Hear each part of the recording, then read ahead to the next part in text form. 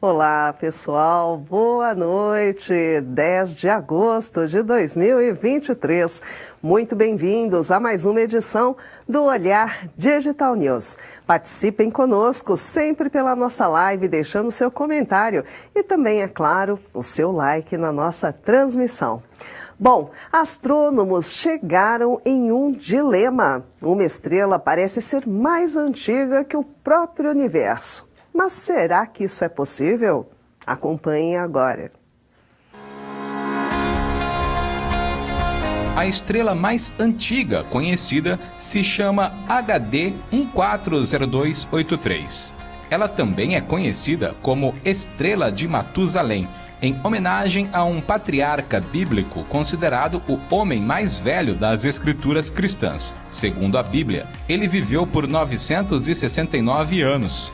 Só que a estrela em questão viveu muito mais que isso. Os cientistas estimam que ela surgiu há mais de 14 bilhões de anos. Aí surge um problema. Para a astronomia, o Big Bang ocorreu há mais ou menos 13,8 bilhões de anos. Ou seja, a estrela de Matusalém seria mais velha que o surgimento do universo. Como isso seria possível? Para saber há quanto tempo a estrela de Matusalém se formou, em 2013, pesquisadores usaram dados coletados pelo telescópio espacial Hubble. Nas contas, eles apontaram para 14,6 bilhões de anos, com margem de 800 milhões a mais ou a menos. Já a data de quando aconteceu o Big Bang foi estipulada a partir da taxa de expansão do universo, prevista pela teoria da relatividade geral de Albert Einstein, resultando em 13,79 bilhões de anos. Evidências atuais ajudam a questionar essa última conta, já que surgiram evidências de estrelas que poderiam ser mais velhas que isso. Há também novos estudos que sugerem uma idade maior para o universo, 26,7 bilhões de anos. E há hipóteses ainda mais radicais, apontando que o Big Bang nunca aconteceu. Algo bem mais razoável está em apenas um erro de cálculo. O universo teria surgido há 15 bilhões de anos, algumas centenas de milhões a mais do que o estipulado até hoje, e dentro do ideal para a idade da estrela de Matusalém. Você encontra mais detalhes sobre esse curioso debate em uma matéria especial no site do Olhar Digital. Vale a pena conferir.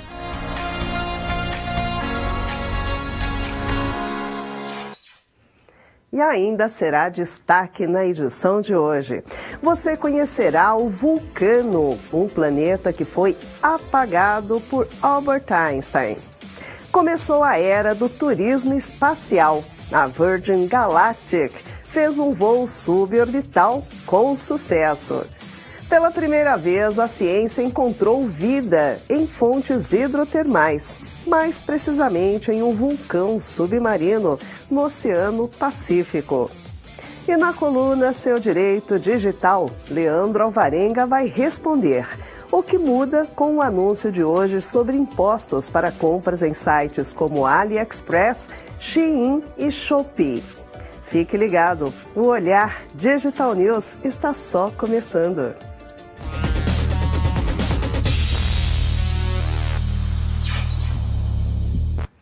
Dados da Agência Nacional de Telecomunicações apontam que a velocidade de acesso à internet aumentou 18 vezes em apenas 5 anos aqui no Brasil.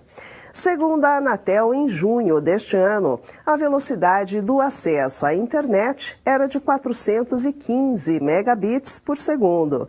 Já em junho de 2018, o número chegava a apenas 22 megabits por segundo. Realmente é um salto. E para falar mais sobre esse assunto, vamos receber agora o André Martins ao vivo, que é especialista em tecnologia e telecomunicações e líder do Comitê de Redes da ABINC, Associação Brasileira de Internet das Coisas. Vamos lá? Deixa eu colocar o André aqui na nossa tela para a gente falar um pouquinho a respeito. Vamos lá. Olá, boa noite, André Martins. Seja muito bem-vindo ao Olhar Digital News. Obrigada por falar aqui com a gente. Obrigado mais pelo espaço. Boa noite a todos. André, vamos falar um pouquinho. Quais são os principais motivos que você elencaria para essa disparada na velocidade de acesso? Olha, Marisa, o Brasil é um país muito atípico em relação aos provedores de internet, né? A gente tem hoje mais de 15 mil provedores de internet. A gente que mora em capital, São Paulo, Rio, Brasília, a gente está muito focado geralmente em operadoras de grande porte, mas a gente esquece que tem prestadoras de serviço de pequeno porte no Brasil, de volumes bem grandes. E muita gente não sabe, mas praticamente 55% dos acessos de banda larga no Brasil são provenientes desses provedores de acesso que são independentes. E no fundo, quem trouxe essa grande disparada de velocidade no Brasil foram eles. Quando houve uma democratização da Anatel em relação às licenças, fez com que esses provedores se regularizassem, se profissionalizassem, investissem em suas redes. Grande parte das redes que eles têm hoje no Brasil é feita baseada em fibra ótica, diferentes operadoras, que somente aí em torno de 50% da rede deles é em fibra ótica, mas desses provedores de internet, 80% da rede deles é em fibra ótica. E a fibra ótica não tem limite, assim, a velocidade é sem fim. E isso fez com que realmente a velocidade de acesso à internet nesse interior do Brasil passasse de uma linha de escada, de uma linha de par trançado, como a gente fala, de par de cobre, para uma fibra ótica com 100 megabits por segundo, 200 megabits por segundo, e muitas vezes agora quase chegando a 1 gigabit por segundo. Então, os grandes bravadores que foram responsáveis por esse crescimento absurdo de velocidade, sem sombra de dúvida, o crédito é dos provedores de internet. André, o 5G já chegou ao Brasil há cerca de aproximadamente um ano, não é? Com o aprimoramento, digamos assim, do 5G, essa tendência de aumento de velocidade será ainda maior? Sem dúvida, sem dúvida. O 5G, ele obviamente traz um aumento de velocidade de dados para os dispositivos celulares, como a gente está acostumado a ver. Já começou em grande parte das cidades, capitais de outras grandes cidades. Mas tem uma outra tecnologia do 5G, que é o que a gente chama de FWA, que é a conexão fixa, como se fosse uma banda larga fixa via 5G, que vai aí tornar muito mais fácil o acesso à velocidade de gigabits por segundo, mesmo em lugares que não tem fibra ótica. Então, quando essas tecnologias que já foram licenciadas forem disponibilizadas, sem sombra de dúvida, a gente vai ter mais um salto na velocidade média do brasileiro. Agora, André, retomando, quais são os grandes desafios, não é, para o 5G ter alcançar mais espaço no nosso Brasil, que é tão gigante, né? Porque às vezes as pessoas que estão nos ouvindo comentam da velocidade de internet, que ainda não é aquele 4G, que o 5G ainda é muito difícil, e isso nas grandes cidades, não é? E o Brasil é um país continental gigantesco. Quais são os grandes desafios para que isso se torne mais comum em qualquer parte do nosso país? O grande desafio, Marisa, é a infraestrutura. Para possibilitar o 5G na sua plenitude para os cidadãos brasileiros que moram fora das grandes capitais, a gente tem que ter um backbone de fibra ótica, uma rede de fibra ótica muito capilarizada, porque comparando 4G com 5G, você tem praticamente aí uma torre por quilômetro no 4G, e você vai ter uma torre por quarteirão no 5G. Então, você multiplica por 4 ou 8 vezes o volume de antenas de 5G. E diferente do 4G, que a gente até pode ter alguns links entre as torres de rádio, de micro-ondas, no 5G, devido à velocidade de transmissão, essa infraestrutura tem que ser toda de fibra ótica. Então, a primeira coisa que tem que ser feita é construir um mapa de rotas de fibra ótica muito capilarizado, chegando em cidades lá do interior do Brasil, para aí sim depois colocar as anteninhas e aí fazer a cobertura do 5G. Agora, qual é a posição do Brasil, em paralelo até com os outros países do mundo, como que o Brasil está nesse segmento tecnológico de conectividade, André? A gente está muito bem, A gente hoje, aqui na América Latina, a gente só pede para o Chile e para o Uruguai, a gente está em terceiro lugar na América Latina, e a gente está entre os 30 países com maior velocidade de conexão do mundo. A gente está no patamar de Dinamarca, de Espanha, de França, de Hong Kong, de Indonésia, de Singapura. Então, o Brasil está muito bem em termos de velocidade de conexão de internet. Pois é, André, e agora as pessoas que estão aí comentando da conectividade do 5G, qual é a sua expectativa da presença do 5G na vida do brasileiro? Qual é o prazo que você imagina que a gente tenha para ter uma conectividade ainda maior do que esses números aí que já foram apresentados desse gap aí de 2019 para cá? Olha, a gente está adiantado, né? Se a gente for considerar o cronograma de ativações que a Anatel previu no leilão no final de 2021, a gente chega a estar adiantado, colocando aí 5G em grande parte das cidades. Mas, obviamente, é um processo lento, porque você tem que fazer um investimento muito massivo dessa tecnologia em novas torres, novas antenas. E o 5G, por melhor que ele seja, foi o que eu falei, ele exige um investimento em infraestrutura muito grande por parte das operadoras atuais e das operadoras novas. Porque a gente hoje deixa de ter somente 3 grandes operadoras de 5G, para ter mais operadoras. Aí é um fenômeno bem interessante, Marisa, porque alguns provedores de internet que se destacaram no Nordeste, no Sul do Brasil, no Centro-Oeste, hoje eles são vencedores do leilão do 5G e se tornaram operadores de tecnologia móvel para 5G. E eles estão fazendo aí o desenvolvimento dessa tecnologia em áreas que são mais afastadas dos grandes centros urbanos, como o Nordeste, como o interior do Sul e o Centro-Oeste também. Tá certo, bom, vamos aguardando, né? Nós conversamos agora com o André Martins, que é especialista em tecnologia e telecomunicações e líder do Comitê de Redes da ABINC, que é a Associação Brasileira da Internet das Coisas. André Martins, muitíssimo obrigada pela sua participação. Podemos voltar a falar em outras ocasiões. Muito obrigada. Obrigado, um abraço a todos. Boa noite. Boa noite. Bom, é isso aí, pessoal. Como vocês viram, vamos aguardando, né, que chegue a cada vez mais rapidamente essa conectividade. Afinal de contas, hoje em dia a palavra da vez é conectividade. A gente não faz mais nada sem conexão, não é verdade? Bom, vamos falar um pouco de espaço? Mas notícias para os astronautas. Ao que tudo indica, a poeira da Estação Espacial Internacional pode ser perigosa. Vamos entender. A poeira está em todo lugar, até mesmo na Estação Espacial Internacional, que está em órbita a mais de 400 quilômetros da superfície. O problema, no caso, para os astronautas, é que a poeira por lá está contaminada com compostos químicos potencialmente nocivos. De acordo com uma nova pesquisa realizada pela NASA e por cientistas da Universidade de Birmingham, no Reino Unido, os níveis de contaminação da poeira na estação espacial são mais altos do que os encontrados aqui na Terra. No estudo, foi analisada uma amostra de poeira dos filtros de ar internos do complexo orbital. De acordo com os pesquisadores, alguns itens levados a bordo para uso pessoal dos astronautas, como câmeras, tablets, dispositivos médicos e roupas, podem ser a fonte dos compostos nocivos detectados na poeira.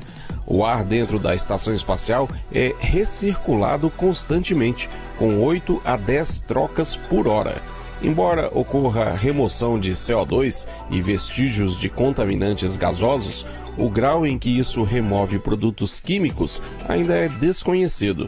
Para os autores do estudo, as novas informações deverão ajudar em novos projetos espaciais, desde construção de veículos à criação de laboratórios orbitais para missões de longo prazo fora da Terra.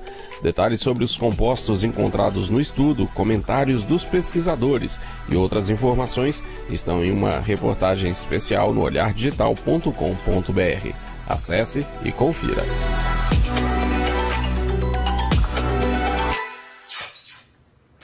Uma descoberta sobre Marte pode ajudar a humanidade a buscar por vida extraterrestre. Vamos ver agora como.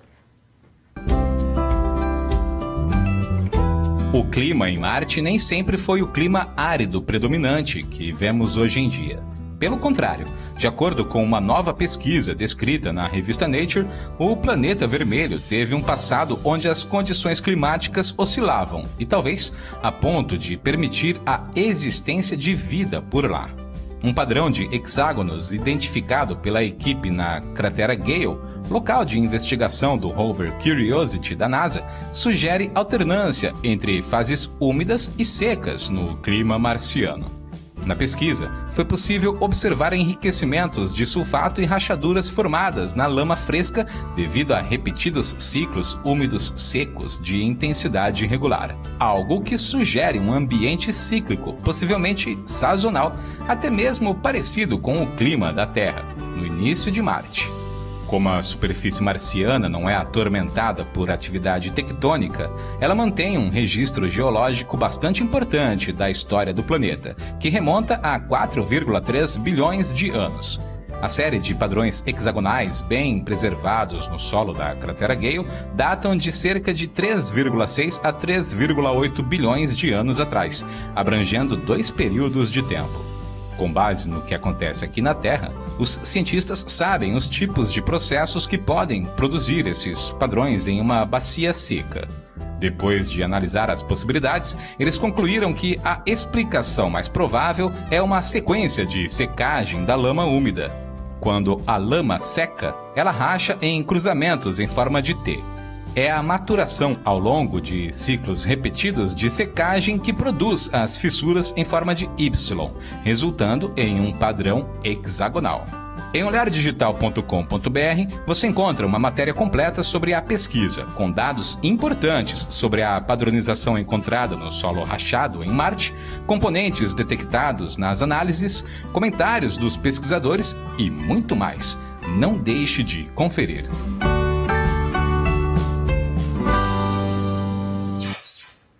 E como hoje é quinta-feira, é dia de conferirmos a coluna Seu Direito Digital.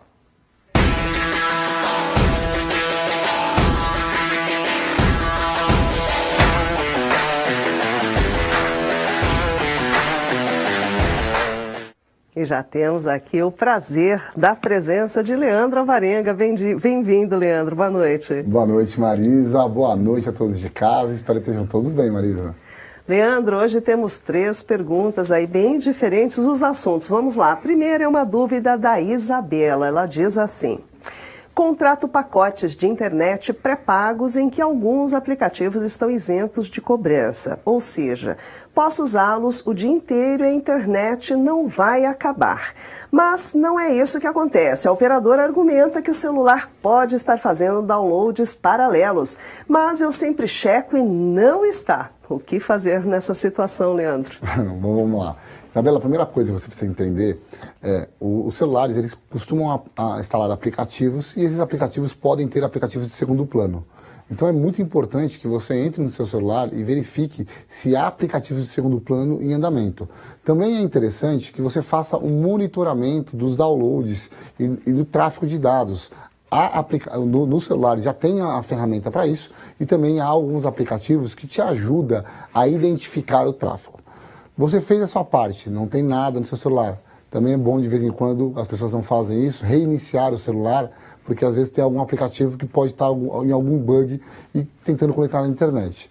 Feitas essas coisas, o que você tem que fazer? Entrar em contato com a operadora e pedir um relatório para ela da hora, dia que foram feitos os downloads. Eles não vão conseguir dizer para você quais foram os aplicativos, porque isso está no seu celular. Mas ele consegue dizer o dia e a hora. E você comparando o seu histórico de aplicativos, aquele monitoramento que você criou, com o relatório da empresa, você consegue identificar se há uma falha na prestação de serviço ou se há efetivamente algum aplicativo aí utilizando indevidamente. E aí é importante, se você identificar que há uma falha, abra uma reclamação na operadora, não tendo solução, abra uma reclamação na Anatel. É importante vocês abrirem no órgão regulador, porque o órgão regulador obrigará uma resposta formal. E caso você tenha evidências que há ainda prejuízo para você, você pode procurar os órgãos de defesa do consumidor ou até mesmo, Marisa, entrar com uma ação no Juizado Especial de Pequenas Causas. Tá certo, tá aí, respondida a dúvida. Vamos falar agora sobre o Ministério da Fazenda, que confirmou hoje, Leandro, o fim da isenção de impostos para compras de até $50 em sites como AliExpress, Shein e Shopee, que são os preferidos, aliás, dos brasileiros. O que muda para o consumidor com essa decisão? E pergunta, já está valendo? Bom, vamos lá, Marisa. Primeiro, é uma lenda essa história que não tinha imposto até $50. A gente tem que lembrar da regra geral, que a regra geral é o quê? que não haveria imposto se fosse um pacote, vamos dizer assim, de uma pessoa física para outra pessoa física. Então, todo objeto que fosse enviado de uma pessoa jurídica para uma pessoa física poderia ser tributado em até 60% do valor. Né? Então, isso é muito importante vocês lembrarem. No começo do ano, nós falamos algumas vezes que o ministro Haddad estava querendo fazer essa tributação, tiveram muitos protestos na internet. O que eles fizeram? Eles criaram um pacote, um programa, no qual as empresas que se aderissem a esse programa teriam a isenção dos impostos de importação, que são os impostos federais, mas não deram isenção dos impostos estaduais, que é o ICMS, o Imposto de Circulação sobre Mercadoria, onde cada estado cobrava de um jeito. O que eles fizeram agora foi unificar a cobrança para uma tarifa de até 17%. Então, os estados podem cobrar o ICMS de até 17%, seja das empresas que estão cadastradas no sistema do governo federal, seja das outras empresas não cadastradas. E isso não interfere na remessa de pacotes de pessoa física para pessoa física, que continua isento, Marisa. Então, nós estamos falando só dos pacotes de pessoa jurídica para pessoa física. Então agora ficou o imposto único de 17%. De ICMS, o imposto estadual. E por enquanto, para as empresas que fizeram a adesão, o imposto federal, que é aquele de 60%, está zerado. Né? Mas o Estado está buscando ali mecanismos de angariar mais dinheiro. Está gastando mais, precisa de mais dinheiro para pagar a conta no final do mês, né? Pois é. Bom, agora vamos falar de uma situação bastante absurda, Leandro. Professores e pais de alunos da rede estadual de São Paulo informaram que o aplicativo Minha Escola da Secretaria de Educação do Estado foi instalado em seus aparelhos de uma forma automática e remota, e mais, é claro, sem autorização nos últimos dias. Eles afirmam que com isso dados pessoais foram acessados, sem contar que o aplicativo nem é voltado para docentes e que os chips de celular dos professores que foram acessados não pertencem ao governo. É uma situação bem diferente. Qual a gravidade disso, Leandro, na sua opinião? Inclusive não só para a segurança da pessoa, né, do usuário, mas também com relação à LGPD. Bom, Marisa, primeiro lembrar que isso não é a primeira vez que acontece. O Estado do Paraná fez isso e, curiosamente, o mesmo secretário de Educação que estava no Paraná quando aconteceu o problema é o que está em São Paulo nesse exato momento que deu o mesmo problema. Então, assim, o primeiro ponto a situação é gravíssima, a gente não pode levar isso à toa. Isso demonstra que a Secretaria de Educação do Estado de São Paulo não está tratando os dados pessoais em conformidade com a lei, não está respeitando os princípios legais. Certamente ali precisa ter uma investigação séria para identificar se houve uma transmissão irregular de base de dados, quais dados foram transmitidos, porque certamente a instalação de aplicativos em dispositivos cibernéticos sem o consentimento pode ser considerada até uma possibilidade de invasão do dispositivo. Né? Outra questão o Estado de São Paulo ele usa o Google Education. E também tem que se investigar, e vai ser investigado, eu acredito, qual é a participação da Google nesse sentido. Como que a Google recebeu esses dados para fazer as instalações? Porque certamente foram colocados ali, dentro da determinação de instalação, IPs, números de telefones, e-mails.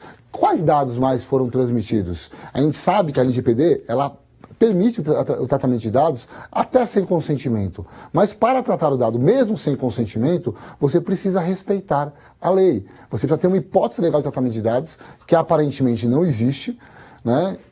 Você precisa dar transparência para o tratamento de dados, você precisa dar a informação aos titulares e respeitar os seus direitos e liberdades individuais, que não me parece que é o que aconteceu nesse caso. Há uma notória invasão de aplicativos, a invasão do aplicativo em aparelhos de celular, professores que receberam um aplicativo que não eram para ter recebido.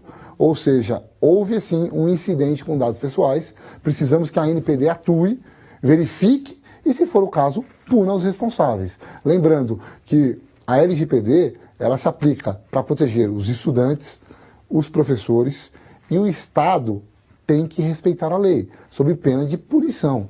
A punição que se aplica ao particular também se aplica ao Estado nas suas devidas proporções. Então, Marisa, é uma situação grave. Nós não sabemos que dados foram transmitidos irregularmente, não sabemos se foi a própria secretaria ou alguma empresa terceirizada, contratada por ela, que fez o ato ilegal, né, esse ato de disrupção de dados pessoais. Não sabemos se quando o aplicativo foi instalado no celular, ele houve a coleta localizada de dados, que pode ter sido simplesmente uma transmissão de dados irregular, fez a aplicação ser instalada, mas não coletou nenhum dado no celular. Ou pode também ter instalado e ter coletado uma série de dados das pessoas, como, por exemplo, geolocalização, né?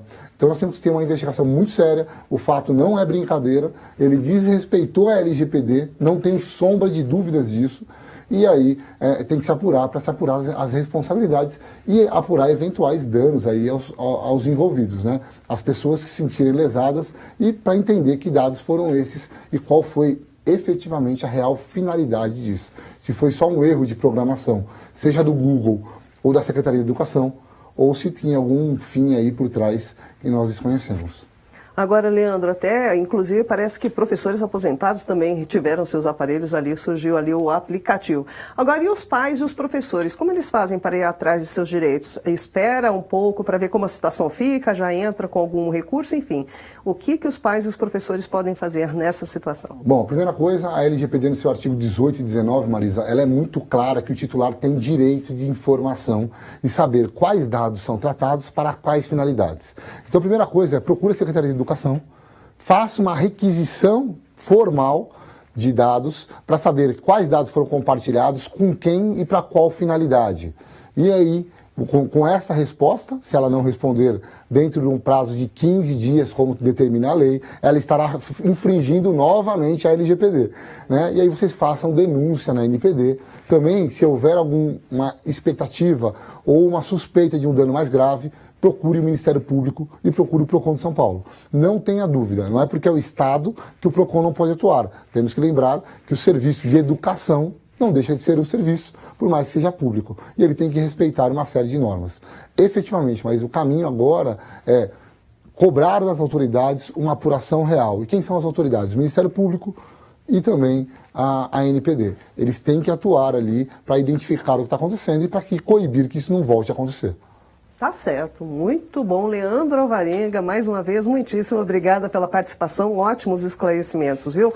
E nos vemos na próxima quinta-feira. Marisa, uma boa noite, é sempre um prazer estar aqui com você. Uma boa noite a todos de casa, espero que tenham gostado do programa. Aguardo sua pergunta semana que vem. Fiquem com Deus e até a próxima. É isso aí, pessoal. Como vocês já sabem, Leandro Alvarenga está aqui com a gente todas as quintas-feiras para tirar as suas dúvidas. Então, basta escrever para a gente nas redes sociais com a hashtag #SeuDireitoDigital. Usem esse espaço, ele é feito para vocês. Bom, já pensou a ventania que seria andar em um carro conversível que chega a mais de 480 km por hora? Nossa, já imaginaram? Esse modelo, pessoal, já existe, mas é um pouco exclusivo. Vamos conhecer. O carro conversível mais rápido do mundo promete chegar a 100 km por hora em 2,6 segundos e atingir uma velocidade máxima de 482 km por hora. Estamos falando do poderoso Venom F5 Revolution Roadster, que terá produção limitada a apenas 12 unidades. O conversível tem um motor V8 6.6 turbo de 1.842 cavalos de potência, instalado no meio do chassi de fibra de carbono, logo atrás dos assentos do motorista e do passageiro. Aliás, essa máquina tem espaço apenas para 2 pessoas. Uma tampa de vidro temperado ultra resistente protege o veículo, que também conta com um design especialmente criado para fatores de aerodinâmica. spoilers dianteiros e traseiros maiores, suspensão reajustada, telemetria digital de competição e outros detalhes importantes também foram inseridos no conversível para ainda mais desempenho. Todas as 12 unidades do Venom F5 programados para a fabricação já foram vendidas. E sabe quantos compradores pagaram por cada uma? 3 milhões de dólares, ou seja, algo por volta de 14 milhões e 700 mil reais em uma conversão direta.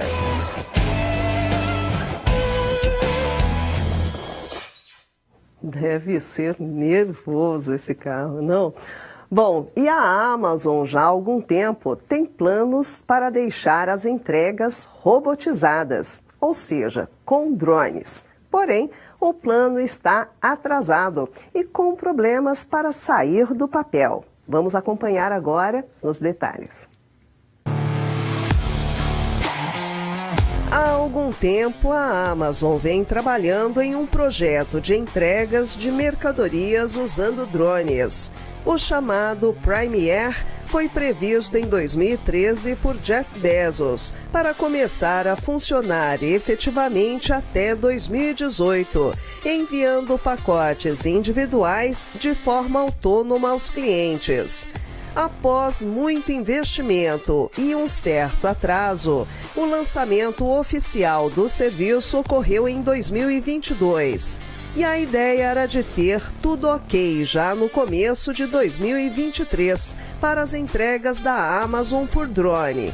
Porém, isso não aconteceu e dentre os problemas enfrentados pela empresa com o Prime Air está a saída de executivos importantes da divisão responsável e outras baixas na equipe. Os drones também passaram por restrições regulatórias e por hora só podem ser usados para entregas em alguns lugares na Califórnia e no Texas, nos Estados Unidos. De acordo com a Amazon, as entregas por drone estão ocorrendo bem nesses locais, mas a empresa corre o risco de não cumprir com uma importante regulação da Administração Federal de Aviação Norte-Americana, que está testando o mais recente modelo MK272. Para piorar a situação, houve registros de alguns acidentes com os aparelhos em voo. O mais recente aconteceu em junho deste ano, durante testes. Para a Amazon, tudo está sendo devidamente analisado e servindo como aprendizado, para que em breve esse serviço de entregas por drone esteja plenamente em funcionamento.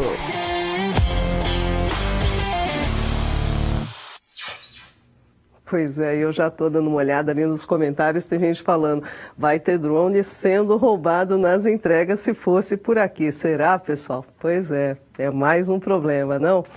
Bom, e uma tecnologia com inteligência artificial pode diminuir os rastros químicos deixados por aviões durante os voos. E a iniciativa tem como protagonista uma Big Tech. Vamos ver agora na reportagem. Sabe aqueles rastros brancos que às vezes nós vemos atrás dos aviões no céu? Eles geram um impacto muito grande no nosso clima. De acordo com algumas pesquisas, cerca de 35% do total das emissões no setor de aviação tem a ver com as nuvens criadas por esses rastros. Pensando nisso, o Google, a companhia aérea American Airlines e a organização Breakthrough Energy, criada por Bill Gates, usaram inteligência artificial para criar uma tecnologia capaz de analisar as regiões onde os rastros possivelmente vão se formar. Como objetivo, enviar os dados gerados nessas análises para os pilotos poderem evitar os rastros e, assim, ajudar a reduzir o impacto ambiental dos voos.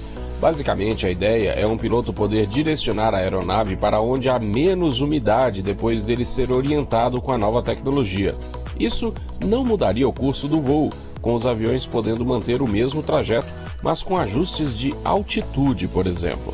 Pilotos da American Airlines realizaram 70 voos de teste ao longo de 6 meses usando a tecnologia. Após análises de satélite, segundo os desenvolvedores, houve uma redução de 54% dos rastros. Os próximos passos da pesquisa incluem melhorias na verificação baseada em satélite e aumento de empresas do setor global de aviação usando a tecnologia.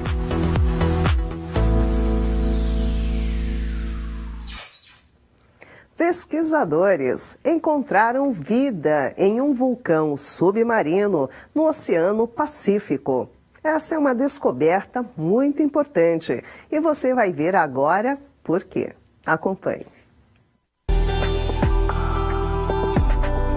Formas variadas de vida foram descobertas sob fontes termais por uma equipe internacional de pesquisadores.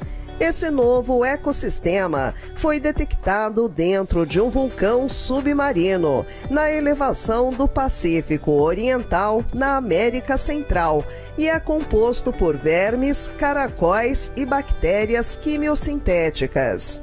A expedição, realizada pelo Schmidt Ocean Institute, uma organização californiana sem fins lucrativos, levou 30 dias para realizar esta, que é uma das maiores descobertas em 46 anos de estudos sobre fontes hidrotermais. Sebastian, o robô subaquático da equipe, que é controlado remotamente, foi capaz de inspecionar seções da crosta vulcânica e encontrar organismos vivendo tranquilamente em águas a cerca de 25 graus Celsius. Isso muda a maneira como a ciência vê as fontes hidrotermais. Agora uma nova dimensão com ecossistemas existentes tanto na superfície do local quanto abaixo dela. A equipe também encontrou evidências de que espécies superficiais, como vermes tubulares, podem navegar abaixo da superfície, usando fluido de ventilação, o que permite a eles expandir o alcance. E essa expedição é a primeira a examinar e confirmar que as larvas desses vermes podem se estabelecer e até mesmo viver sob o fundo do mar. Segundo o comunicado da organização, a descoberta é muito empolgante, mas também representa um alerta sobre a segurança da mineração marítima, já que para alguns pesquisadores ainda não é possível entender quais são os possíveis danos de escavar o mar profundo.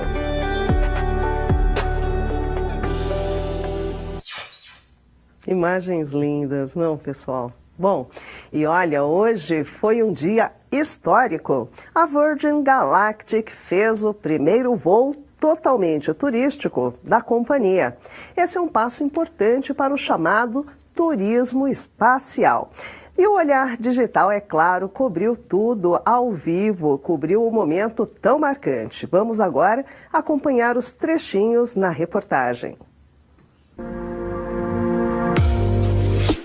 Nesta quinta-feira, a Virgin Galactic lançou com sucesso a segunda missão comercial da empresa ao espaço e o primeiro totalmente turístico.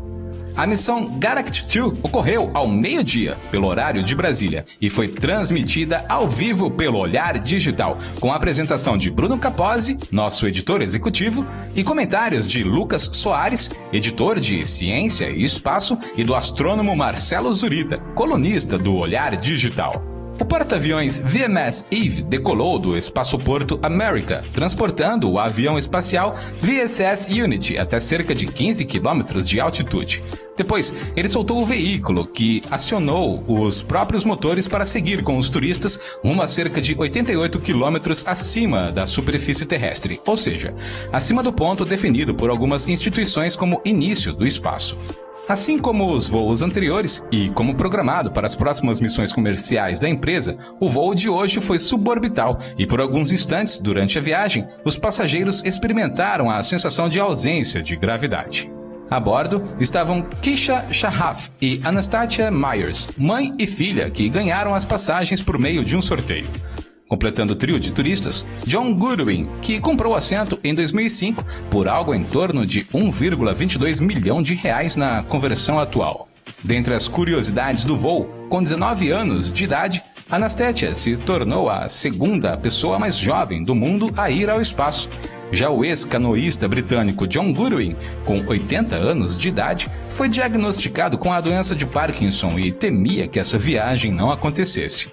Felizmente, ela aconteceu e ele se tornou o primeiro atleta olímpico a ir ao espaço. Às 12 horas e 40 minutos, o veículo voltou à superfície, concluindo com sucesso a primeira missão espacial turística da Virgin Galactic, que está promovendo voos mensais como esse ao espaço.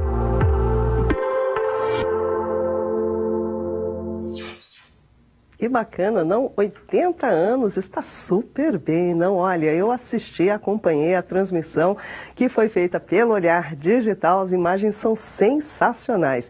E para repercutir o assunto, vamos falar agora, ao vivo, com quem cobriu o evento. Aliás, uma das pessoas que participou da transmissão. E ele é o Marcelo Zurita, que é astrônomo e colunista do Olhar Digital e já está aqui conosco ao vivo para falar um pouquinho. Vamos lá.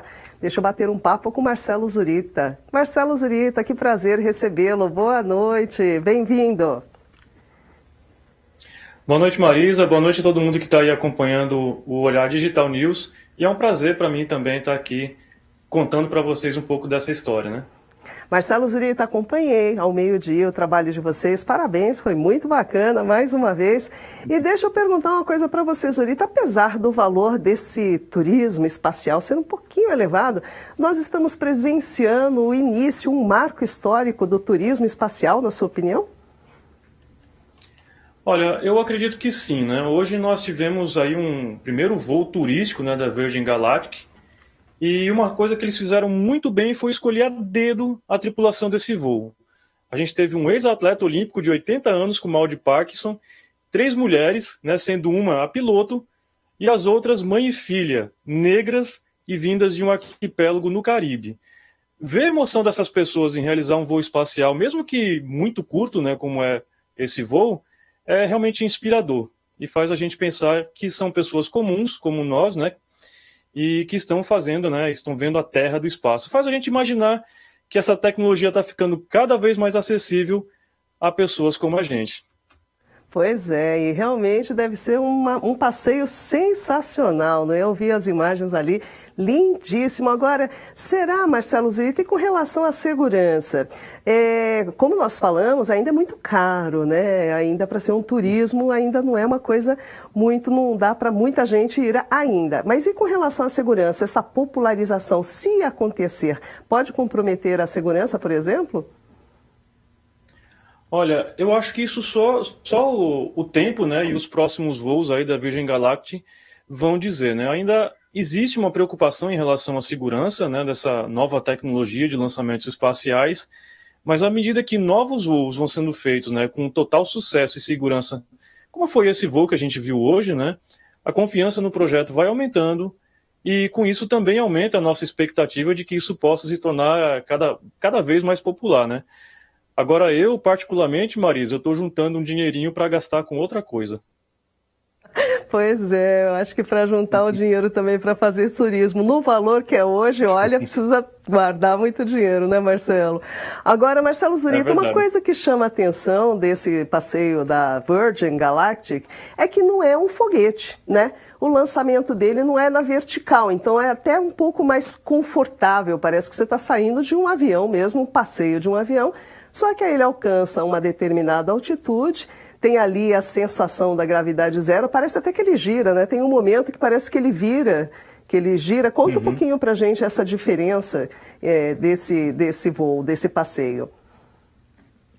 Pois como a gente viu hoje, né, a VSS Unity, né, que é a espaçonave suborbital da Virgin Galactic, ela é lançada presa a um avião com um corpo duplo, né, que é o chamado White Knight 2, né, que inclusive eu falei o nome errado hoje lá na transmissão, mas o correto é White Knight 2, né, que é o Cavaleiro Branco duplo, né, e isso traz bastante economia de combustível, já que os primeiros 15 quilômetros da atmosfera são vencidos com a ajuda dessa aeronave, né. Por outro lado, a White Knight 2 tem uma capacidade de carga limitada, e para alcançar altitudes mais elevadas e velocidade orbital, né, a VS Unity precisaria levar uma quantidade maior de combustível, o que no momento não é possível. Agora, como a gente viu, né, é um voo bem interessante. Ele faz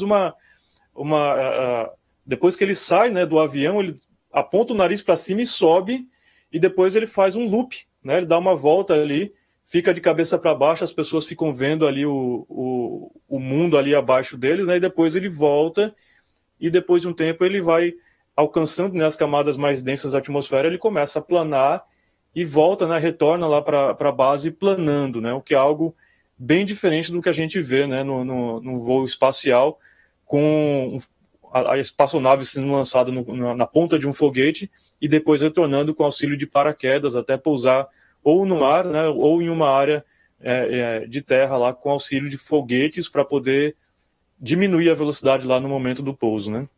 Enquanto o Marcelo Zurita está falando, a gente está acompanhando algumas das imagens. Ó, esse momento é justamente quando ele faz um giro, né? E é muito interessante. Agora, Marcelo, isso que você comentou é outro ponto que chama muita atenção. A espaçonave, digamos assim, para ela voltar à Terra, ela é um planador, ele não tem propulsão. É isso? Não tem propulsão. Eu até brinquei lá no programa que é como se fosse um aviãozinho de papel. Ele vai apenas planando lá, né? E tudo controlado por computador, né? Tudo automatizado. Ele faz um processo de zigue-zague, que é para poder diminuir, né? Aumentar o arrasto aerodinâmico e diminuir a velocidade ao máximo antes de alcançar a pista e aí pousar. É como eram feitos, né, os pousos dos ônibus espaciais, né? Só que é uma espaçonave, né, uma aeronave bem menor e já com uma tecnologia bem mais avançada, né? Pois é, você falou do ônibus espacial, eu sempre fiquei me questionando por quê, né? Que pena, é que parecia tão mais confortável, não é? Para fazer essas viagens espaciais, para fazer algum passeio, né, digamos assim, e infelizmente pararam, né, Marcelo? Pois é, infelizmente os ônibus espaciais foram aposentados, mas uma das preocupações grandes, né, com relação aos ônibus espaciais era justamente a segurança, né? O processo todo envolve muitos pontos de risco, né, muitos pontos críticos, e aí a NASA, inclusive, já tinha gasto muito dinheiro, né, nesse projeto do ônibus espacial e resolveram aposentá-los para poder investir, né, em projetos mais seguros, né, e mais baratos também, porque a ideia do ônibus espacial principalmente era baratear os custos do voo, o que não aconteceu. Uma coisa que impressiona bastante nesse da Virgin Galactic é a quantidade de câmeras e a capacidade de transmissão ao vivo ali do voo. Você vê de tudo, você vê do lado de fora, você vê a curvatura do planeta, você vê interno a hora que alcança ali a ausência da gravidade. É muito interessante, né, essa cobertura perfeita, né, do voo, você não acha, Marcelo? Com certeza. Uma coisa que, pelo jeito, eles sabem fazer muito bem é o marketing, né? Mostrar, né, como tudo ocorre lá dentro, como está tudo em segurança, passa uma segurança maior, né, para o público e para as pessoas que estão pagando alto, né, para fazer um voo espacial, né? A fila está enorme, inclusive, para voar lá na Virgin Galactic, e eles vão começar a fazer voos cada vez mais frequentes agora, né, para tentar diminuir um pouquinho essa fila. É verdade, no finzinho da transmissão vocês comentaram sobre a fila, porque como não é uma coisa constante, né, digamos assim, todos os dias, todas as horas, parece que a fila está grande mesmo, né? Você tem a ideia do número aí da fila, não? Segundo o que a gente conversou hoje, está em torno de 800 pessoas e um cálculo rápido, né, para sanar, para zerar essa fila. Se ela não aumentar, para zerar ela, fazendo um voo por mês, como é o desejo do Branson no momento, a gente precisaria de um pouco mais de 22 anos de voos da Virgin Galactic. Então, precisa aumentar a frequência. Precisa aumentar. E olha, tem gente com bolsa bastada, hein, Marcelo Zurita? Caramba! Marcelo Zurita, muitíssimo obrigada. Parabéns pelo trabalho novamente, viu? Foi muito bacana e foi ótimo receber você aqui hoje para contar um pouquinho como foi a transmissão e o passeio. Muito obrigada, viu? Obrigado também, Marisa, e uma boa noite a todos. Boa noite. Aliás, amanhã é sexta-feira, é dia do Olhar Espacial, né, Marcelo? Tem novidades vindo para aí. Conta pra gente que você vai trazer amanhã no quadro, pode falar? Ah, sim, é claro. Amanhã a gente vai falar sobre cosmologia com o pesquisador Alex Wensch, do INPE, né, do Instituto Nacional de Pesquisas Espaciais. E aí a gente vai falar sobre a origem do universo, energia escura, a expansão do cosmos, né? Esses são alguns dos temas que a gente vai abordar amanhã, a partir das 21 horas aqui no Olhar Digital. Tá certo, muitíssimo obrigada. Marcelo Zurita, boa noite. Beijo grande para você, querido. Até a próxima. Tchau, tchau. Legal, não, pessoal? Muito bacana a participação de Marcelo Zurita, que é astrônomo e colunista aqui no Olhar Digital. E amanhã tem mais com o Olhar Espacial. Vocês tiveram aí um spoiler do que vai rolar amanhã, então fiquem ligados. E antes de encerrar o Olhar Digital News de hoje, olha, tá bem longa a edição de hoje, gostaram? Aliás, está longa a edição de hoje, gostaram? Mas antes, olha só, vamos agora contar a história do planeta Vulcano. Ele foi, digamos, apagado por Albert Einstein. Vamos entender agora essa história. Atualmente, conhecemos 8 planetas no Sistema Solar. Só que durante um tempo, lá atrás, eram 9. E não estamos falando de Plutão. Em meados do século XIX, surgiu um planeta chamado Vulcano, que durou cerca de 70 anos na vizinhança até ser apagado por Albert Einstein. Tudo começou assim. O matemático e astrônomo Urbain Le Verrier foi quem indicou a existência de Netuno a partir de percepções importantes de algo estranho na órbita de Urano. Netuno foi comprovado depois, mas por ter iniciado tudo sobre a existência desse planeta, Le Verrier foi chamado para observar Mercúrio, tendo notado oscilações na órbita do pequeno astro. Essas oscilações poderiam significar um outro planeta, desconhecido e ainda mais próximo do Sol do que Mercúrio. Esse novo integrante do Sistema Solar foi batizado de Vulcano pelo matemático, em homenagem ao deus romano do fogo. Logo após isso, começaram as observações do tal Vulcano. Diversos astrônomos relataram ter conseguido ver o novo planeta, mas eles podem facilmente ter sido confundidos por manchas solares, planetas já conhecidos e até mesmo por avistamentos de estrelas próximas. No fim, Vulcano nunca foi visto e a ideia de que ele existia só caiu depois de 1915 com a teoria da relatividade geral de Einstein. Nela, a gravidade é descrita como a curvatura do espaço-tempo causada por objetos massivos, sendo os objetos mais próximos os mais afetados. Assim, as oscilações de Mercúrio puderam ser explicadas pela proximidade dele com o Sol, o que descartou de vez a possível existência de um outro planeta por ali.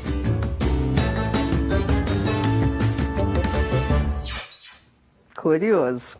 Bom, pessoal, 20 horas 23 minutos pelo horário de Brasília. E chegou a hora dos comentários aqui ao vivo nas redes sociais. Vamos lá conversar aqui um pouquinho ao vivo? Deixa eu dar uma olhada nos likes. Olha, tem muita gente assistindo aqui a nossa live, acompanhando o nosso trabalho. Muitíssimo obrigada. Todos sejam muito bem-vindos. Aproveitem também, deixem um like no nosso vídeo. Isso ajuda muito o nosso trabalho, pessoal. E também compartilhem com seus contatos para que eles também possam chegar aqui, conhecer o nosso trabalho e ficar nessa comunidade tão bacana, combinado? Obrigada, viu, pessoal? Beijo para vocês. Vamos lá dar uma boa noite aqui para todos. Roberto Delfim, Marisa Bonitona, obrigada. Beijo para você. Rogério Silva também está por aqui. Será que existem planetas que transitam? Olha só. Bárbara Zeles, Vulcano, seu Souza está conversando com alguém aqui. Cientistas da Terra, Pizza, Leandro Santos também, Renato Baron com a gente, sempre falando o planeta foi destruído pelos... Espera um pouquinho, deixa eu voltar, cadê o Renato Baron? Perdi ele. Pelos Romulanos, para punir o Spock. Olha só, esse é o comentário do Renato Baron. Rafael Ross, Corredores Magnéticos, Odenei Soares Galvão também. Wendel Pedro, vida longa para você, Marisa, para você também, Pedro. Obrigada, viu? Beijo para você. Leandro Santos está aqui, bom demais, juntos, quem mais? Aqui os girassóis, olhinhos, os olhinhos aqui com corações do Vicente, muito obrigada, beijo. Jorge Maturano também com as tulipas. A Rani Ferreira, muito gentil, boa noite, Marisa e as rosas, obrigada, viu, Rani? Ela disse que está gostando da nossa edição um pouquinho mais longa, obrigada, viu? Sempre bom ter vocês por aí. Rafael Ross também está falando que quer ir para a Lua. Quem mais? Tripulante Mim com as tulipas. Também o Jorge Marturano com as tulipas. Obrigada, viu? Vamos dar um pulo rápido aqui no nosso Facebook para um beijo. Giancarlo Loyola Cavalheiro, boa noite para você, Giancarlo, beijão. Sérgio César da Silva, Danilo Alves também está falando que não viu o voo que foi transmitido, não acompanhou. Danilo, realmente foi muito bacana, acompanha no Olhar Digital, depois as imagens são sensacionais, viu? Vale muito a pena. Quem mais? Reinaldo Machado, ótima programação, muito boa e muito legal. E boa explicação do Marcelo Zurita, realmente, né, Reinaldo? Muito bacana, beijão, viu? O Nático Santos está falando, a Marisa já está linda, como sempre. Muitíssimo obrigada, beijo grande para você. Bom, é isso aí, pessoal. O número de likes, olha, eu acho que eu preciso atualizar minha página. Tá aumentando, mas ali não tá atualizando. Então, se você esqueceu de deixar o like, aproveite agora. Deixa o like aí pra gente, combinado? O Odenei está aqui também mandando os beijos. Bom, pessoal, 20 horas, 26 minutos pelo horário de Brasília. Edição um pouquinho mais longa, bacana, não é? Bom, amanhã estaremos de volta, 7h30 da noite, pelo horário de Brasília. E como hoje é quinta-feira, já sabem, não é? Amanhã já é sexta, final de semana já está chegando. Mas temos o nosso encontro amanhã, não esqueçam, deixem aí anotado. Nos encontramos amanhã com as notícias do mundo da tecnologia e ciência para vocês. Tenham todos uma excelente noite de quinta-feira. Boa noite a todos. Olhar Digital. O futuro passa primeiro aqui. Grande beijo e até amanhã. Tchau, tchau.